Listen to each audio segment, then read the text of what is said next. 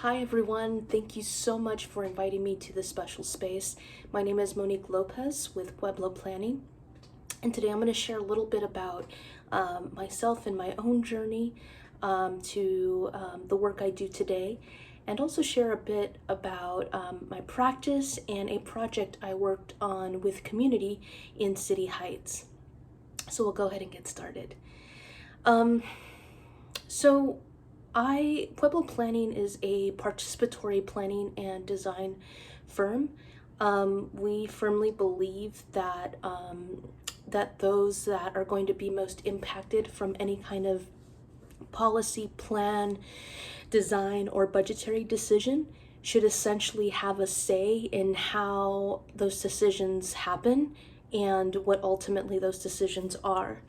And so typically those include Black, Indigenous, non-Black people of color, immigrants, refugees, folks with various abilities, the unhoused community, LGBTQ community, and the list goes on.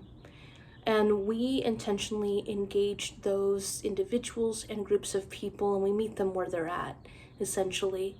And we do our best to ensure that their vision of what kind of community that they'd like is best reflected in whatever we share back in terms of plans or designs or policy recommendations to our clients, whether that be the city, whether that be a community-based organization that has partnered with us to do this work, whomever it may be. Really our goal is to facilitate spaces where individuals can share their stories, their lived experiences, and the vision for what kind of community that they would like.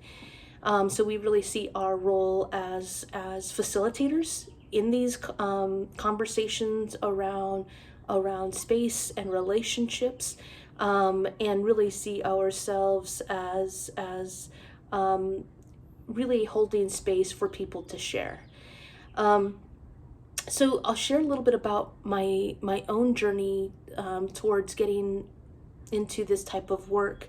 The field in which I practice is called urban planning, but I would say that planners are all around us, and community members are also planners themselves, because they truly have a vision for what kind of community that they want.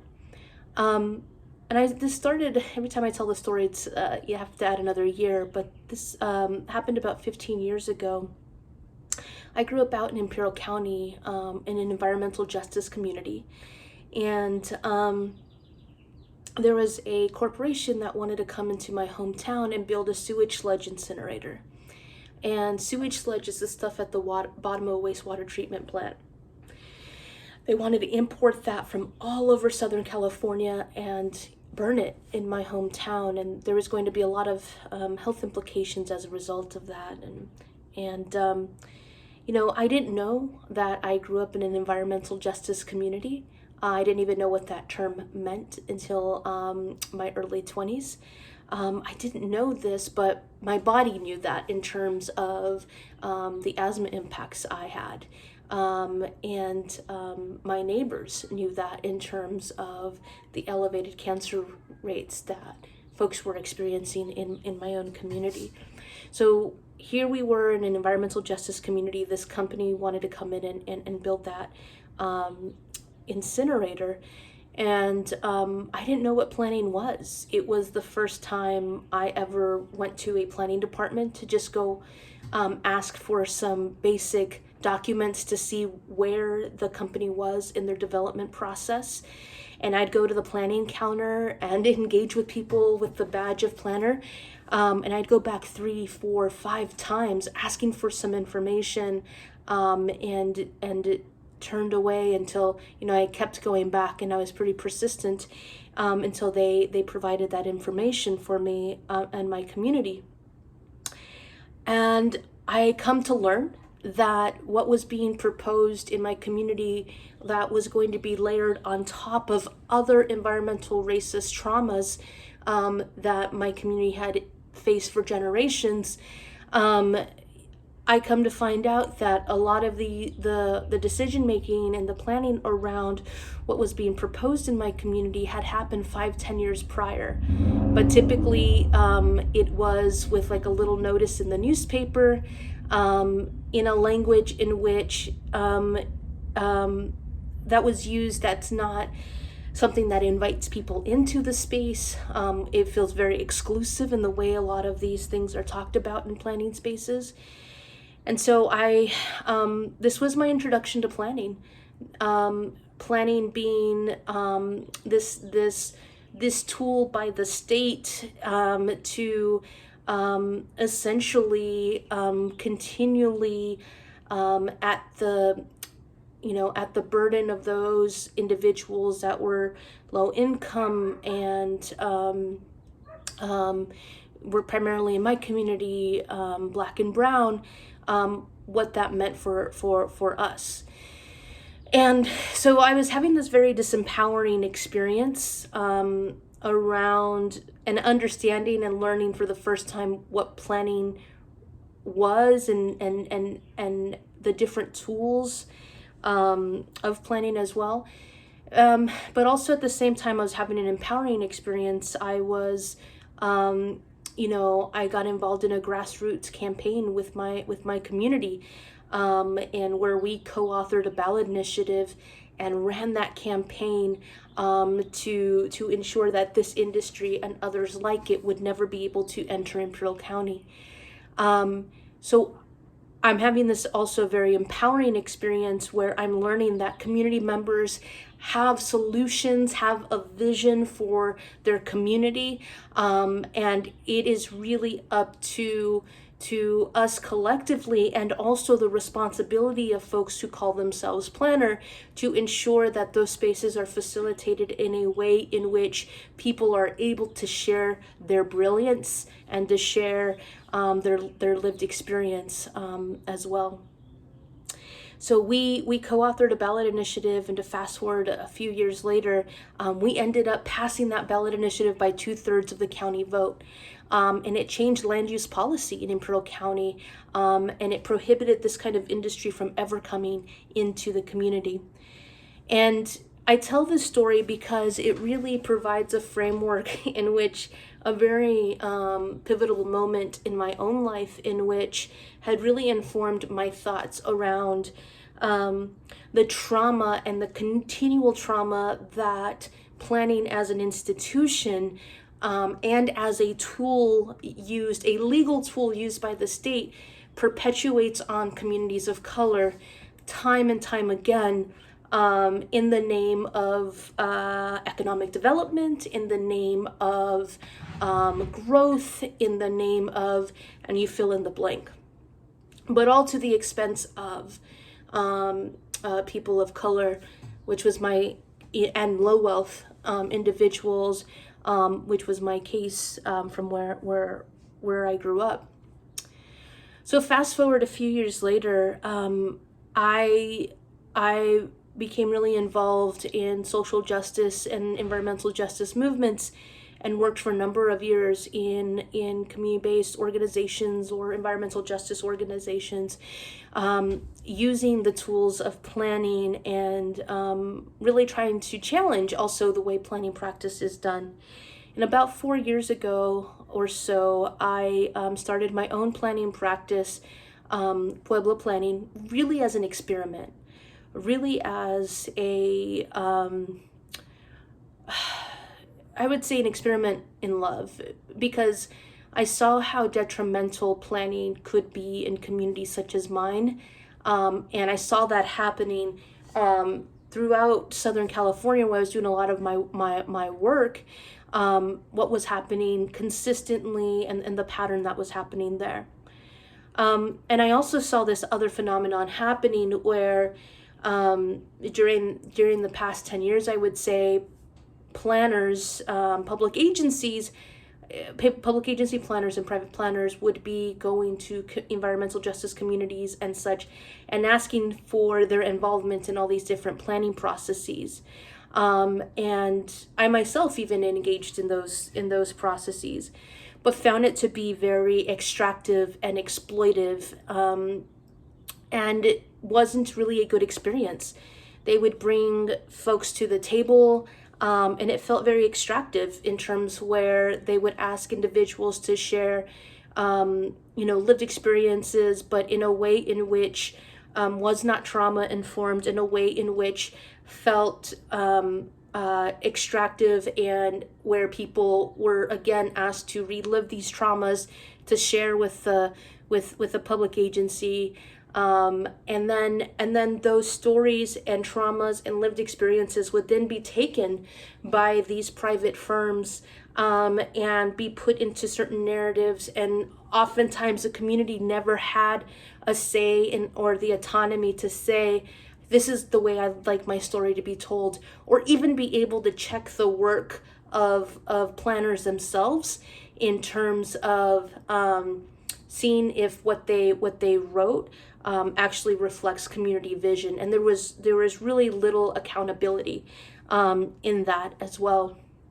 And so when I started my own practice, I wanted to be really mindful of the traditional practice of planning, even when it does involve people and we're asking people to share lived experiences. How are we doing it in a way that is healing, reparative? How are we doing it in a way that honors their story, and is not extractive, but there is an element of reciprocity within that process of planning.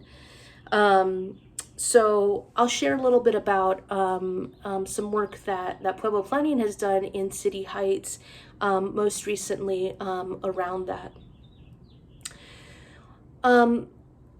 So we recently partnered with LISC San Diego, which was seeking to do to develop a plan around what types of policies, what types of investments that they should be making that were community informed.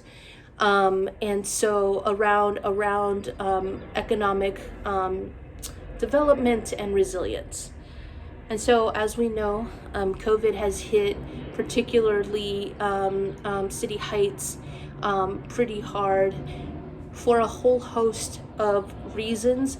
And a lot of them are actually rooted in racist planning decisions that have been happening generationally as well. And so in this process, LISC San Diego really was adamant about having a city or a community centered plan for them, to provide them directions on how to best direct resources in the community as well. So with a lot of our work, we know that in order to be able to engage in these intimate discussions, that we must partner with community-based organizations that have those existing and long-term relationships, even beyond the scope of the project, so that we would be able to be connected with folks who would be able to share with us their experiences and their stories, and also recommendations for LISC San Diego, who would be essentially be cultivating resources and strategically placing them in the community in ways in which they wanted the community to inform that process. And so in all our work, we partner with community trusted, community-based organizations, and in that process, we ensure that they are compensated for the time and effort that they are putting into the partnership. And in the partnership, before we go into any community, we have the community-based organizations help us better understand the nuance of community, understand maybe there are certain triggers for certain communities, and so maybe there's certain language or things that we just don't talk about and that are sacred within certain communities, especially someone like me who maybe is not a part of that community as well. So they help inform how we enter into the spaces. but they also help inform ways in which community members are best able to engage. So for example, in the City Heights project, community-based organizations informed that some people feel very comfortable talking one-on-one on the phone, and others prefer in-person small group conversations, and some prefer that to be exclusively with just men, and having the women's group separately. So understanding and being willing and flexible to meet people where they're at, in terms of the spaces in which people feel safest and most comfortable in, and taking into consideration also cultural elements that help inform those spaces that provide that kind of safety for folks is incredibly important. And being able to not have a one size fits all community engagement approach, even within the community of City Heights, but understanding the nuanced difference between generations, between cultures, between people's different status within the community, as well. So they really help, even before we have any kind of conversation with any community member, really help inform how we should enter that space. Again, are there any triggers that we should be aware of? Are there any cultural norms that we should also be aware of? Are there any histories that we should be aware of when entering these spaces as well? So our community-based partners are incredibly invaluable in sharing that nuanced approach, which is really important to ensure that when you are in that space that and that you've been entrusted with, when you're connecting with community, that you aren't doing anything that you could have avoided to perpetuate any kind of harm in the way in which you are engaging with folks, and the type of questions you may be asking folks as well. And to that end, with our community-based organization partners, they help us develop what those appropriate questions are and how we should be asking them as well for each of the different communities. And I can't stress enough the importance of these partnerships with community-based organizations. The other thing in which they are a critical bridge is connecting us with those individuals in the community that we will be engaging with. And for them, they're expending a lot of their social capital with those community members to open up a trusting space and say, and really vouch for us and say, we entrust Pueblo planning to be able to engage in a space that would not be harmful. And so we don't take that responsibility lightly. We really want to handle those conversations with care, and be really responsive and responsible in those spaces as well. But I'm going to back up a little bit with the community-based organizations too. Before we start any kind of planning process, we ask them what there should be specific guidelines that we should take into consideration when we are doing engagement, and what does reciprocity in the process look like for both the community-based organizations and the community members. Now, when I bring up the concept of reciprocity, this is a really important concept which I've been really learning from folks in the indigenous community around this term around mutual benefit. And like I said, planning could be this very extractive process where you go in, you ask people a set of questions that may reemerge certain traumas, but then you leave. And we certainly don't want to do our work in that way. And so with reciprocity, we ask the CBOs to help inform what would mutual benefit, immediate benefit, because yes, there may be a long-term benefit in terms of what community members share and how that impacts how the plan is implemented in the long term. But we also want to understand what could be of mutual benefit for the community as well in the short term. And so some of the things in which community-based organizations shared around mutual benefit was one,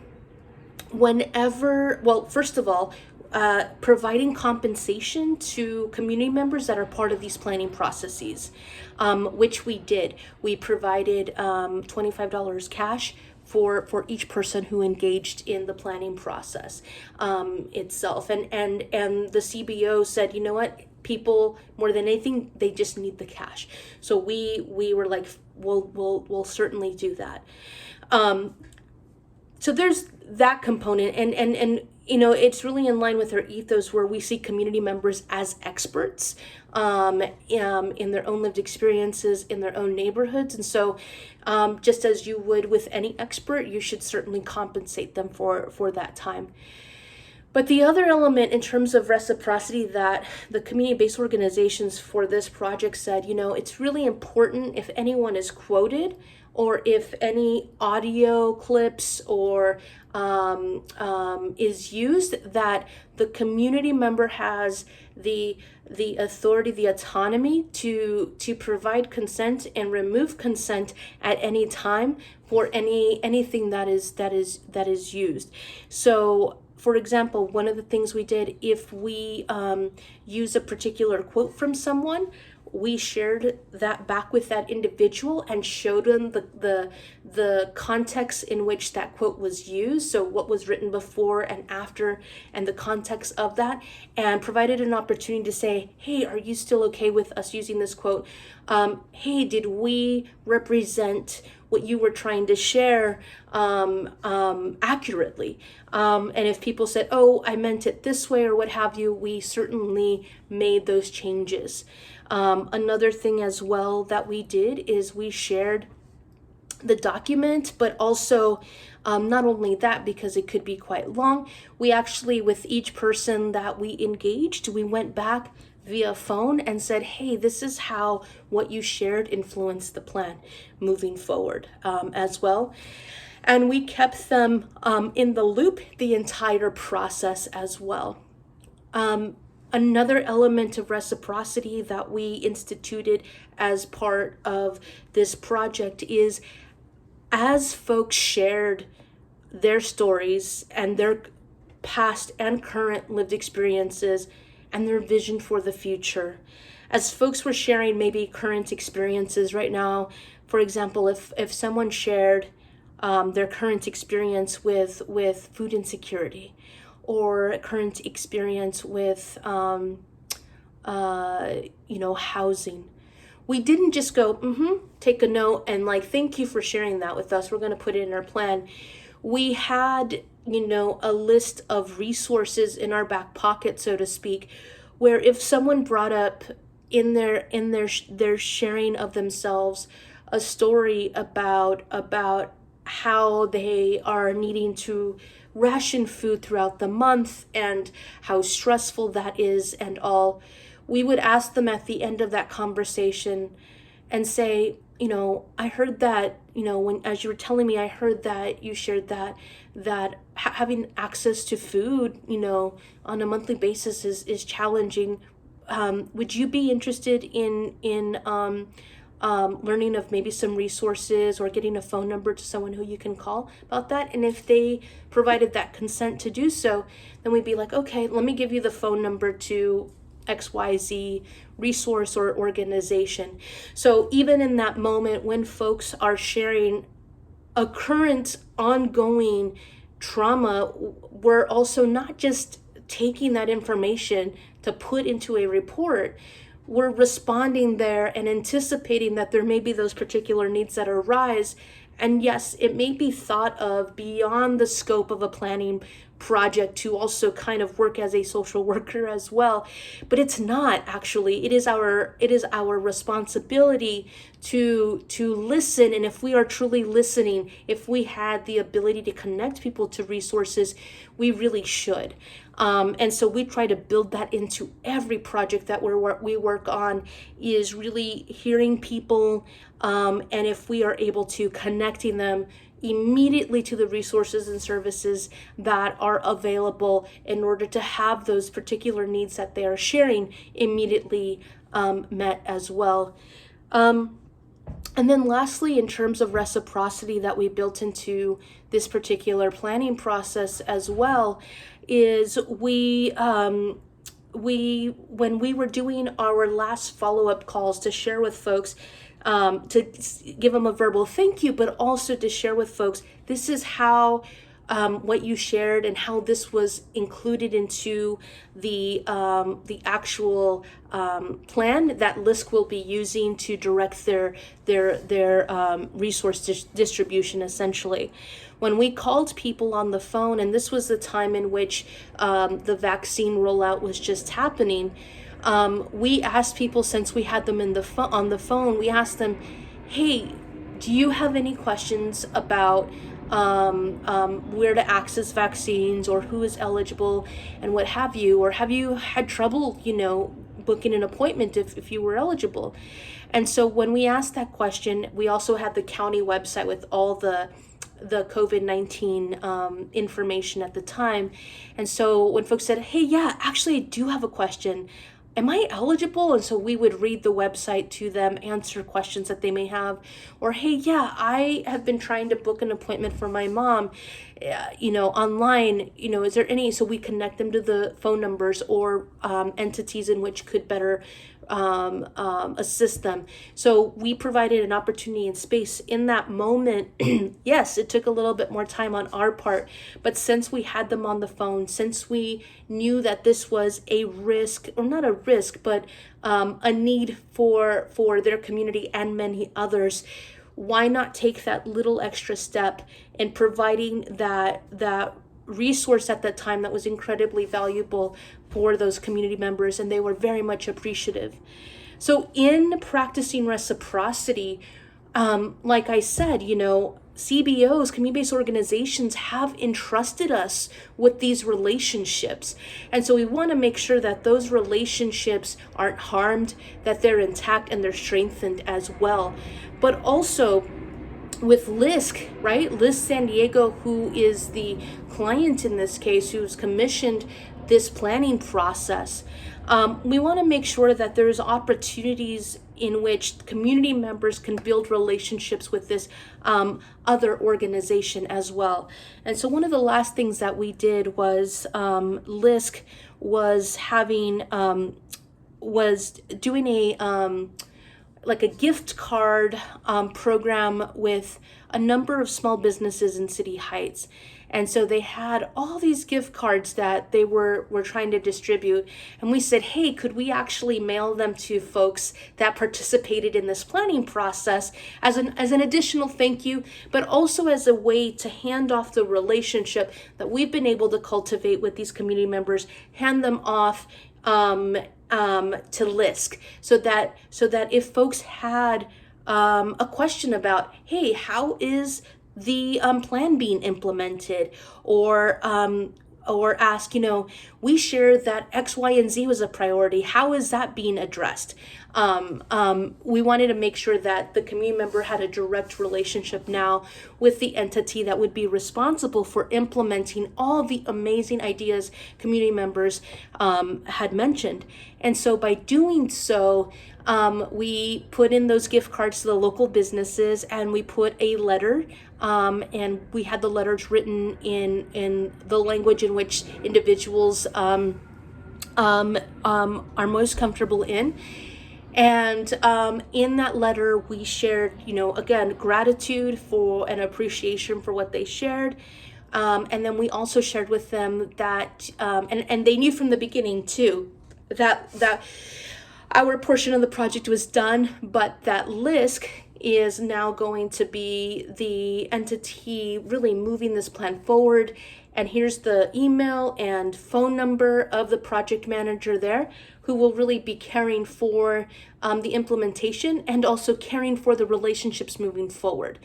And so in doing that, we also provided an opportunity for our client to capitalize, or not capitalize, but like really hold those relationships and continue to care for them.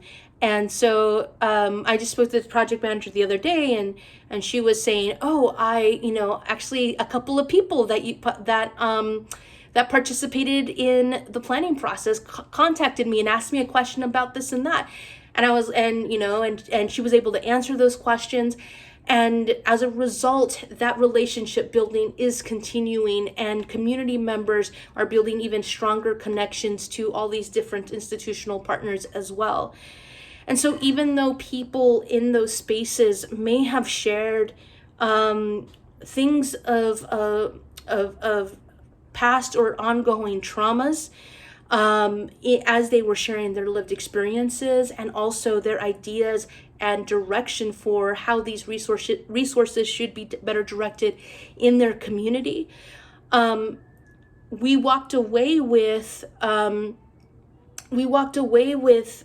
people being interested in wanting to engage in the next planning process because their relationships were cared for. We treated folks with respect in terms of really showing them how what they said was of value to the process and to the plan and implementation moving forward. But then also because every step of the way and every opportunity that we had in the process, we tried to practice reciprocity time and time again. And so as we ensure cultivation of relationships, as we practice reciprocity and practice respect, even within these spaces in planning spaces in which people are sharing lived experiences and sometimes can be traumatic, could also be opportunities to offer people a space in which people's voices are validated, where people are really heard, and also where people's needs are met immediately as well. And essentially people are treated with respect, and I think that leads to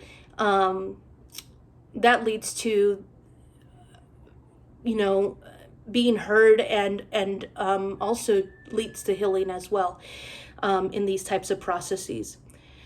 So many planning firms don't take that intentional approach because it takes a lot of time to do. But I wouldn't do it any other way. And that's what needs to happen in order to ensure that we have reparative relationships with community, and that community stories are validated, are uplifted, and that their solutions move forward. Thank you.